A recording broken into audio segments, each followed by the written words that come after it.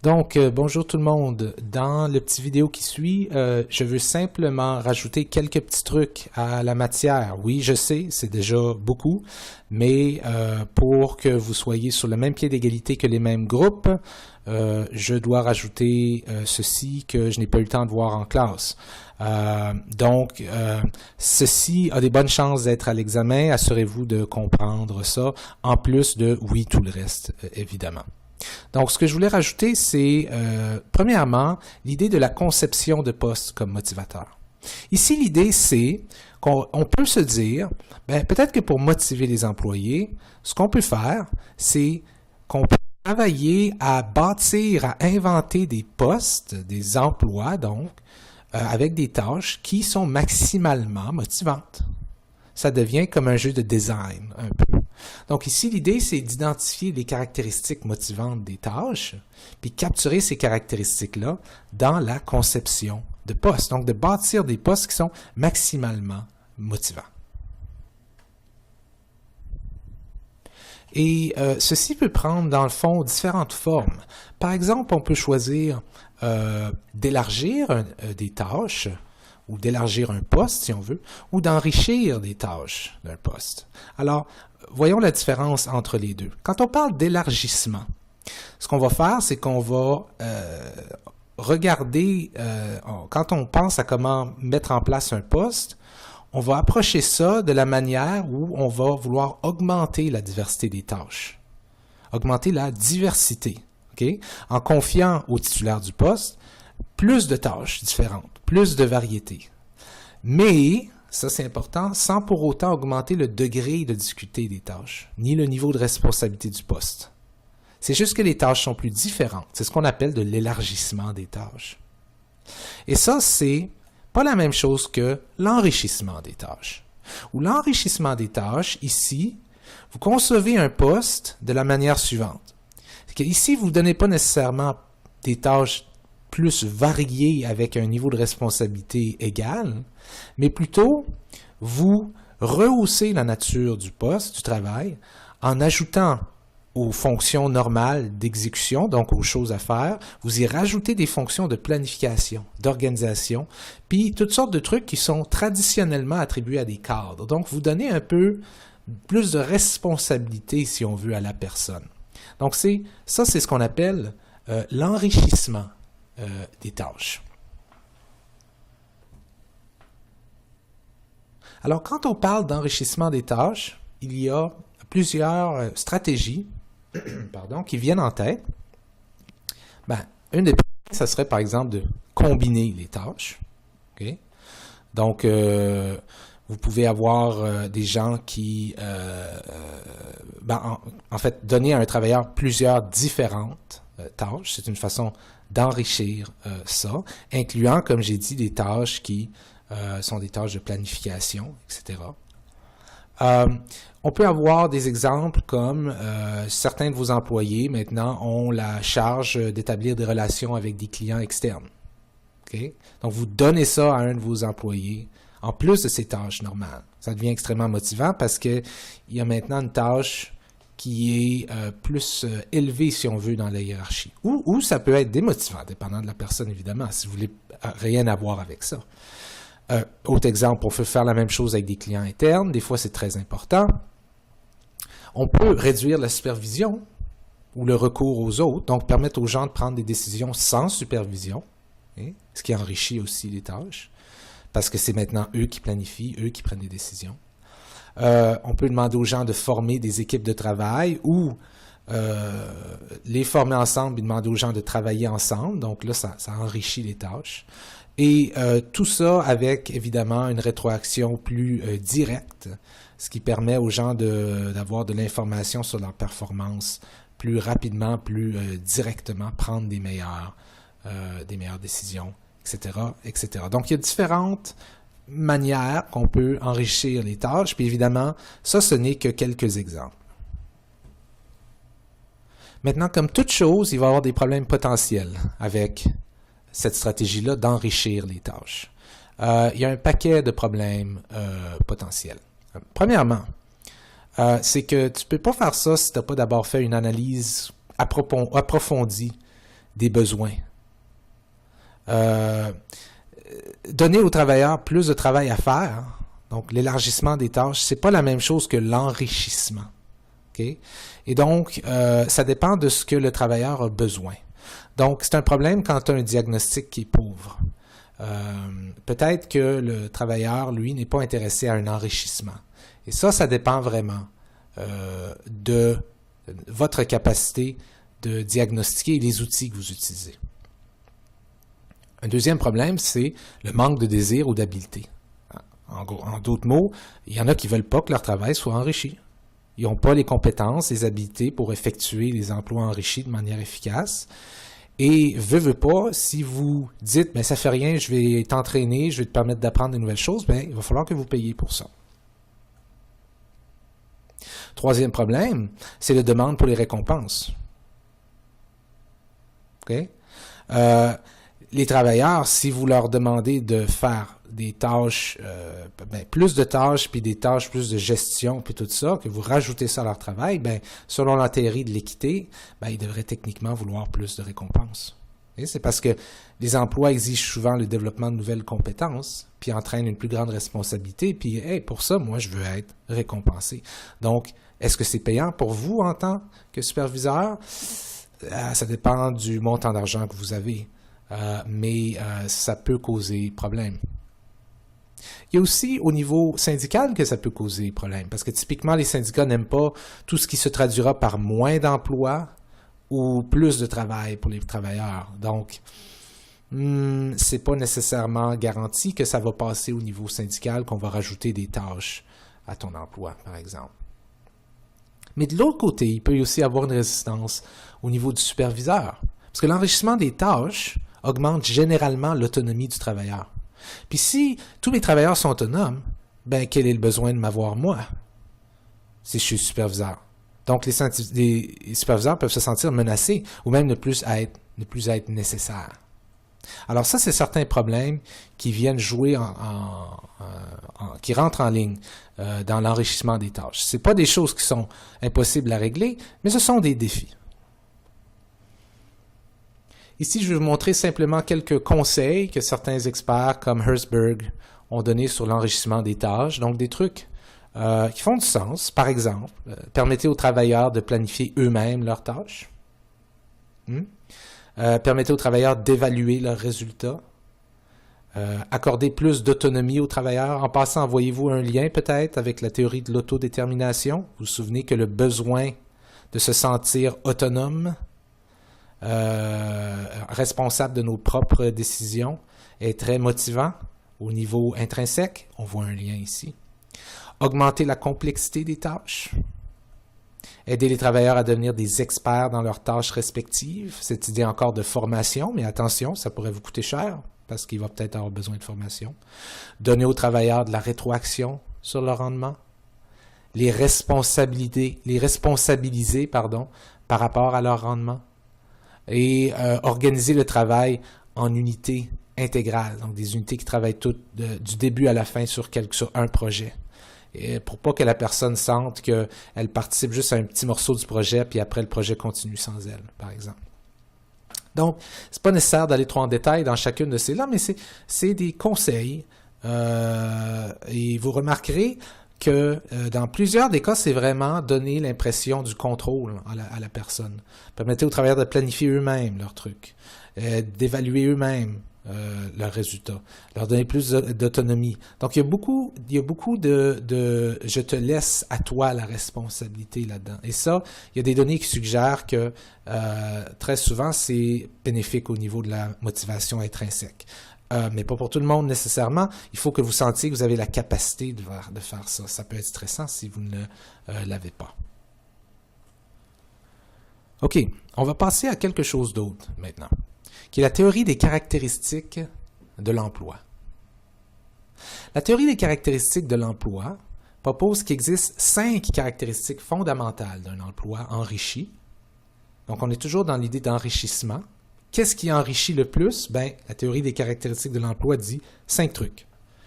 5 caractéristiques qui ont un certain impact psychologique sur les travailleurs, puis qui sont importantes dans la conception de poste. Les voici. Premièrement, la polyvalence. La polyvalence, c'est la variété des tâches inhérentes à un poste et la diversité des compétences et des talents qu'il requiert. On peut imaginer quelque chose qui a une grande variété. Ça serait, par exemple, le propriétaire d'un garage qui fait de la réparation électrique, qui reconstruit des moteurs, qui interagit avec les clients, donc beaucoup de variété. Okay? Faible variété, ça pourrait être quelque chose comme quelqu'un qui travaille dans un body shop, okay? Qui fait juste peindre des voitures 8 heures par jour, par exemple. Deuxième, l'intégralité de la tâche. Ça, c'est la possibilité que vous avez d'exécuter la totalité d'une opération, de la première à la dernière étape, avec un résultat perceptible. Donc, par exemple, il y en a beaucoup, on peut penser à des exemples comme un ébéniste, par exemple, qui va concevoir un meuble, qui va sélectionner le bois, qui va construire l'objet, qui va terminer à la perfection, qui va peut-être même le vendre, et ainsi de suite. Donc, ici, on a l'intégralité du projet, du début à la fin. Si on prend un exemple où c'est faible, on peut imaginer un ouvrier dans une usine de meubles qui fabrique uniquement des pieds de table, parce que ça existe. Donc, lui, il ne va pas le projet jusqu'à la fin. Ensuite, il y a la valeur de la tâche. C'est l'importance du poste, de sa portée, son incidence sur l'organisation ou sur la société en général. C'est-tu valorisant ce que je fais? C'est valorisé. Donc, si on est très élevé ici, on parle d'exemples comme des travails où on soigne les malades dans une unité de soins intensifs en milieu hospitalier. Okay? Il y a beaucoup de valeur là-dedans. Variété basse, ou plutôt valeur basse, quelqu'un qui balaye les planchers d'un hôpital. Ça ne veut pas dire que c'est moins important, mais c'est plus dur de voir quel est l'impact sur la société en général, sur le bien-être de la société. Okay? Ensuite, il y a l'autonomie. Encore notre autonomie qui revient. Ça, c'est l'indépendance et la latitude qui sont accordées à vous, au titulaire du poste, pour ce qui est de l'organisation de votre travail, puis le choix des procédures, la façon de fonctionner dans votre travail, etc., etc. Donc ici, au niveau élevé, on peut imaginer, par exemple, un installateur de téléphone qui organise son horaire de travail pour la journée, qui fait ses visites sans surveillance, qui décide sur les techniques les plus efficaces pour une installation particulière, etc., etc. Puis au niveau faible, on peut imaginer ce même opérateur téléphonique-là qui doit traiter les appels comme ils viennent, selon une routine, selon une procédure hautement spécifiée. On lui dit quoi dire, quoi offrir, etc., etc., etc. Et finalement, il y a la rétroaction. Ça, c'est la quantité d'informations claires et directes que vous avez sur la qualité de votre travail pendant que vous accomplissez les tâches. Donc, si le poste est fort à ce niveau-là, on peut imaginer par exemple un ouvrier d'usine d'électronique qui assemble une radio, puis ensuite, il y a des tests pour déterminer si elle fonctionne correctement. Si on pense à une situation faible, ça serait ce même ouvrier d'usine-là qui assemble une radio, puis qui l'achemine vers un inspecteur de contrôle de la qualité, qui lui contrôle si le fonctionnement est correct, puis il fait les ajustements nécessaires. Donc non seulement tu ne vas pas savoir si tu as bien bâti la radio, mais en plus, si tu l'as mal bâti, c'est pas toi qui vas faire les ajustements nécessaires. Donc, ces 5 caractéristiques-là sont postulées comme étant particulièrement importantes lorsqu'on invente un poste. Donc, la théorie des caractéristiques de l'emploi, en plus de proposer ces 5 caractéristiques-là que vous voyez en bleu sur le graphique ici, polyvalence, intégralité, valeur, autonomie, rétroaction. Ce que cette théorie-là dit, c'est que les emplois qui sont élevés sur ces caractéristiques-là sont plus intrinsèquement motivés. Pourquoi? Parce qu'ils ont un effet sur 3 dimensions psychologiques qu'on voit ici en orange. Premièrement, le sentiment de faire un travail utile, okay? Ce qui est typiquement un produit de la polyvalence, l'intégralité de la tâche puis la valeur de la tâche. Deuxièmement, un sentiment d'être responsable des résultats de son travail, ce qui est principalement en fonction de la caractéristique d'autonomie. Puis, troisièmement, une connaissance des résultats concrets de son travail, ce qui est le résultat de la caractéristique de rétroaction. Donc, ces caractéristiques-là ont un impact sur 3 dimensions psychologiques qui sont vraiment importantes et qui donnent des résultats personnels et organisationnels qu'on voit en vert. Donc, ils entraînent des résultats, ces dimensions psychologiques-là, et ces résultats-là, comme on peut voir, sont un degré élevé de motivation intrinsèque, un rendement élevé et un travail de grande qualité, puis un degré élevé de satisfaction professionnelle, puis un faible taux d'absentéisme et de rotation du personnel.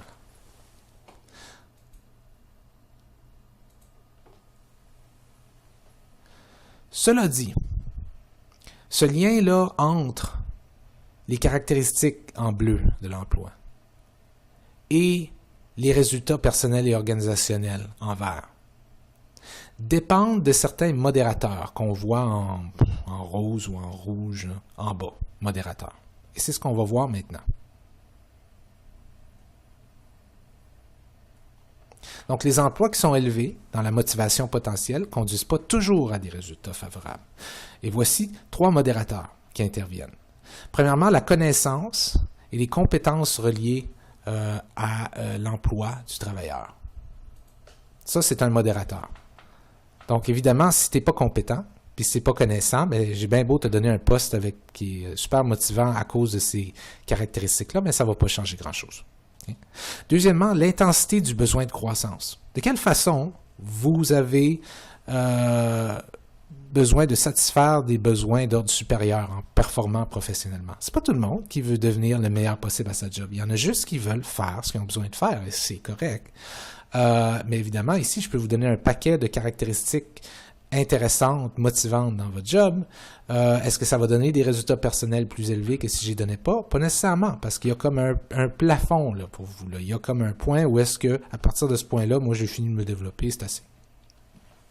Et troisièmement, il y a la satisfaction du travailleur à l'égard de son cadre de travail. Donc, les travailleurs qui sont insatisfaits par des facteurs contextuels qui entourent leur travail, comme par exemple la paye, répondent moins bien au travail stimulant. C'est bien beau d'avoir polyvalence, intégralité de la tâche, valeur de la tâche, autonomie, rétroaction, mais si tu es payé plus bas que le salaire minimum, ben tout ça, ça tombe un petit peu à l'eau, si on veut. C'est pas obligé, mais très souvent, ça va le faire. Donc, ces modérateurs-là sont importants pour comprendre le lien. Tout ceci peut être formalisé dans une genre d'évaluation diagnostique des postes, où on peut, dans le fond, en posant des questions, puis en demandant aux travailleurs d'évaluer différentes caractéristiques de leur poste, on peut faire certains calculs pour arriver à un genre d'indice du potentiel de motivation. Donc, un genre d'indice de comment potentiellement motivant le poste peut être. Okay? Ce qu'on appelle le IPM. Donc, le IPM, c'est le résultat d'une équation entre les 5 caractéristiques fondamentales d'un emploi, les 5 qu'on a vues tantôt. Le voici. Polyvalence plus intégralité de la tâche plus valeur de la tâche, divisé par 3. Pourquoi on met ces 3-là ensemble et on les divise par 3? Parce qu'on considère que la polyvalence, l'intégralité de la tâche et la valeur de la tâche sont perçus comme plus significatifs. C'est ce qui rend un travail significatif, important, valorisant. Donc, on les prend un peu, on les met un peu comme un même indice, puis on le divise par 3. Puis on multiplie ça par l'autonomie, puis la rétroaction. Ben là, vous pouvez vous demander l'autonomie, mais on prend où ces chiffres-là? Ben on demande aux gens, sur une échelle de 1 à 10, par exemple, ou quelque chose comme ça, comment autonome te sens-tu, comment évalues-tu la rétroaction, et tout ça. Donc, en gros, l'IPM indique dans quelle mesure un poste peut être stimulant pour son titulaire. Lorsqu'on enrichit les caractéristiques fondamentales d'un emploi, on augmente évidemment son IPM.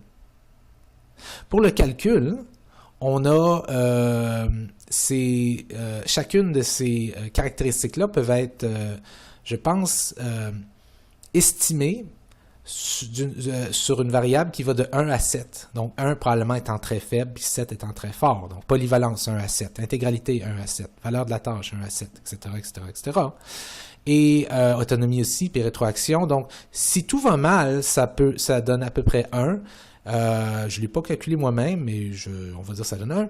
Et si tout va bien, ça devrait donner à l'entour de 343. Donc, ça nous donne un indice entre 1 et 343. C'est un outil qui peut potentiellement être intéressant.